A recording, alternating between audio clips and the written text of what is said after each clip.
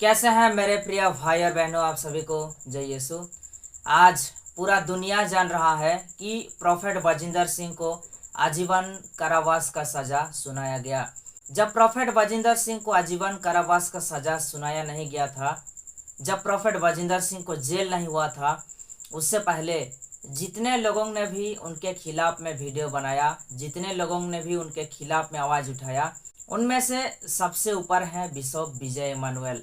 तो जब प्रोफेट बजिंदर सिंह को आजीवन कारावास का सजा सुनाया गया, उसके बाद में बिशप विजय इमानुएल ने प्रोफेट बजिंदर सिंह को लेकर क्या कुछ कहा, आइए हम लोग एक छोटा सा वीडियो क्लिप के माध्यम से सबसे पहले जानने के लिए कोशिश करते हैं।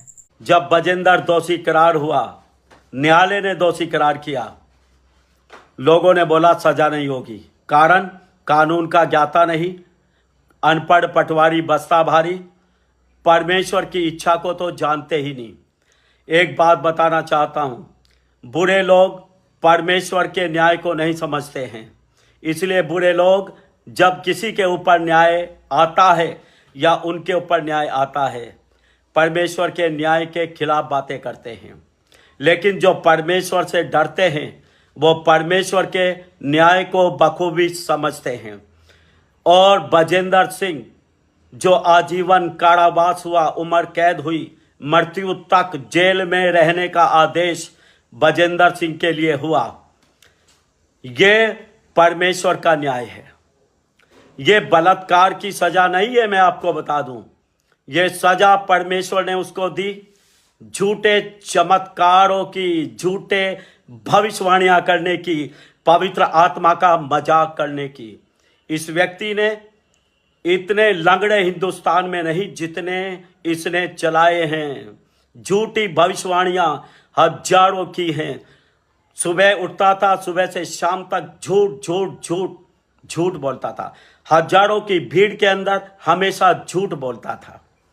ये आजीवन झूठ बोलने की सजा है। मैंने इसको एक बार अपने सामने बिठाकर बजिंदर सिंह को एक बात बोली थी कि बात सुन, तू झूठ मत बोलना। पवित्र आत्मा ने मुझे बोला है, अगर तू झूठ बोलेगा तो धनी होता चला जाएगा। और ये झूठ बोलता चला गया और ये धनी होता चला गया। और मैंने दूसरी बात बोली थी इसको कि दूसरी बात यह है कि तू झूठ बोलने के कारण नरक में जाएगा। जी हाँ, इसने समझा नहीं बात को, इसने समझा नहीं। पवित्र आत्मा ने बोला था तू झूठ मत बोलना, अगर तू झूठ बोलता चला जाएगा तू बहुत धनी होता चला जाएगा, लेकिन तू नरक में जाएगा। जैसा भविष्यवाणी हुआ, बजिंदर सिंह भी सुन ले, उसको याद होगा, ऐसा ही इसके साथ हुआ है। झूठ, झूठे चमत्कार, झूठी भविष्यवाणियां, सारी दुनिया मिली। मैंने बोला था सारा संसार बजिंदर की तरफ हो जाए, लेकिन बजिंदर को यह संसार नहीं बचा सकता, क्योंकि बजिंदर को परमेश्वर ने छोड़ दिया है। लोग सोच रहे मैं जलता हूं, मैं चिढ़ता हूं, इसलिए बोला नहीं। पवित्र आत्मा ने मुझे बोला, मुझे पवित्र आत्मा ने बोला अब की बार जब जेल जाएगा तो जीवन भर के लिए जाएगा, कभी जेल से वापस बाहर नहीं आएगा। ऐसा पवित्र आत्मा ने मुझे बोला था और आज तुम्हारे सामने है।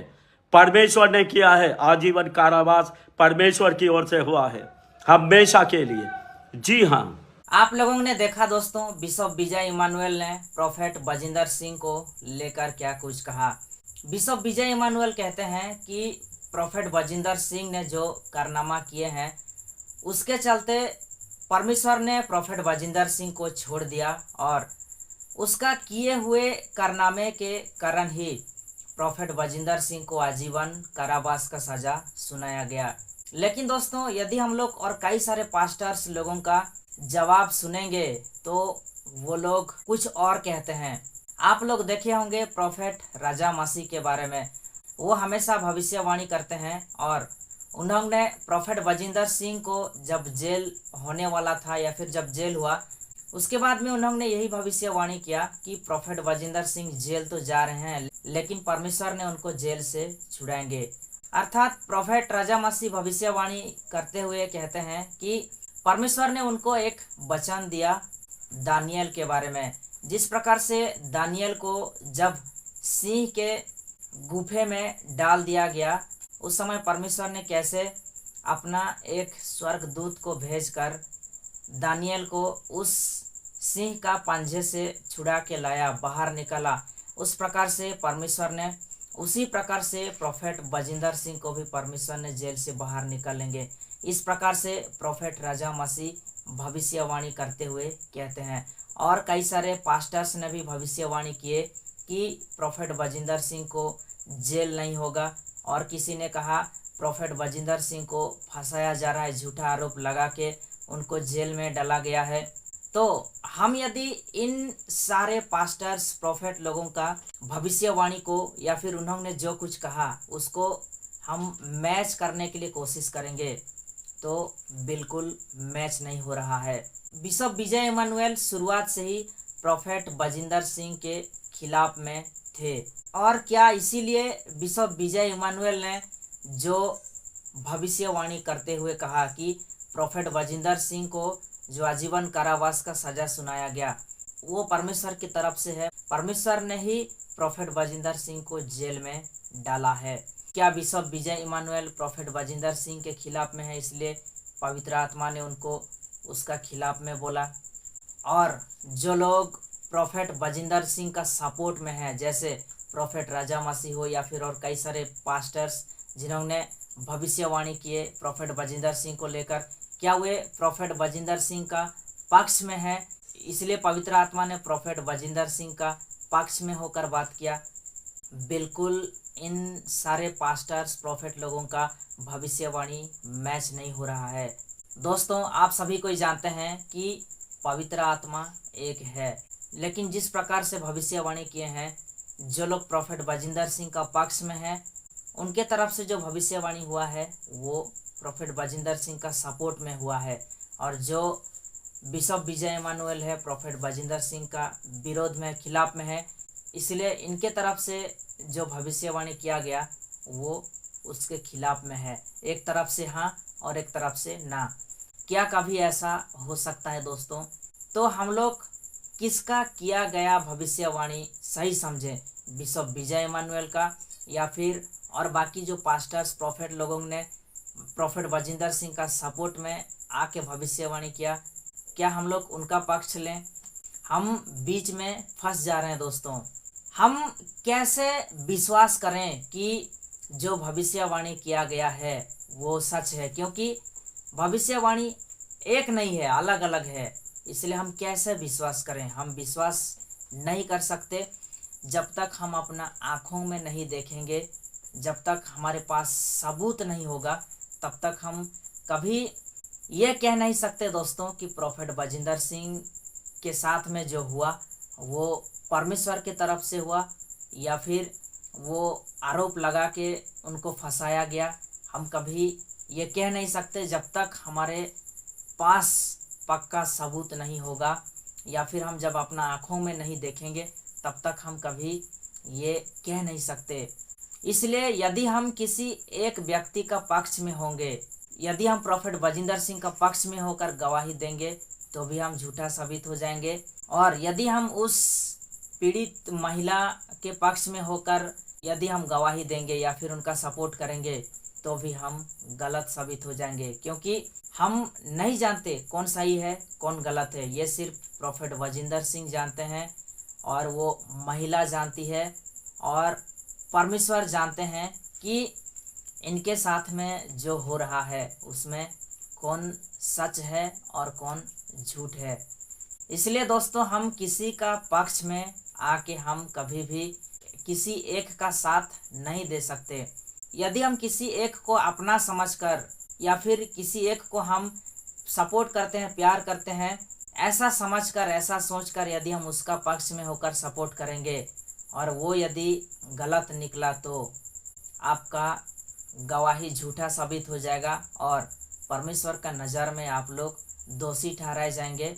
और याद रखना दोस्तों, यदि आप लोग झूठा गवाही दोगे और वो गवाही यदि झूठा है, सच नहीं है, तो अंत के समय में परमेश्वर आप लोगों का भी एक एक लेखा लेंगे, क्योंकि आप लोगों ने भी झूठा गवाही दिया है इसलिए कि आप उनका सपोर्ट करते हैं, इसलिए कि आप उनको प्यार करते हैं। इसलिए दोस्तों मैं आप लोगों से यही कहना चाहता हूँ कि आप लोग किसी एक को सपोर्ट करना छोड़ के आप उन दोनों पक्ष विपक्ष दोनों के लिए प्रार्थना करें, ताकि आप लोगों का प्रार्थना से वे यदि पश्चाताप करके मन फिराते हैं और परमेश्वर की तरफ लौट आते हैं तो परमेश्वर जरूर उनको माफ़ करेंगे, क्षमा करेंगे और वे प्रभु यीशु मसीह में एक नया जीवन का शुरुआत करेंगे। यदि वे दोषी हैं और नीचे गिर रहे हैं तो यदि वे पश्चाताप करके मन फिराते हैं तो परमेश्वर एक दिन जरूर उनको ऊपर उठाएंगे दोस्तों।